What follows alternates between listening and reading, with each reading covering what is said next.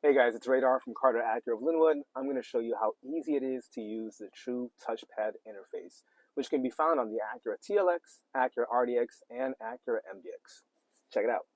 The True Touchpad Interface features a large display screen that is controlled remotely by the touchpad located in front of the center console. Another great benefit about the touchpad is I can keep my eyes on the road for safety reasons as opposed to having to reach over to the touchscreen.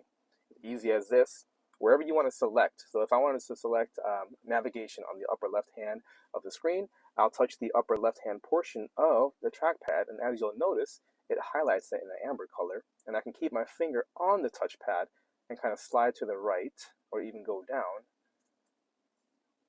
And then when I'm ready to select, I highlight that and I click. And as you can see, navigation is clicked and selected. And that's how you use the True Touchpad Interface. If you have any questions, reach out to us at Carter Acura of Linwood on our socials on Instagram, Facebook, or carteracura.com. And again, thanks for watching.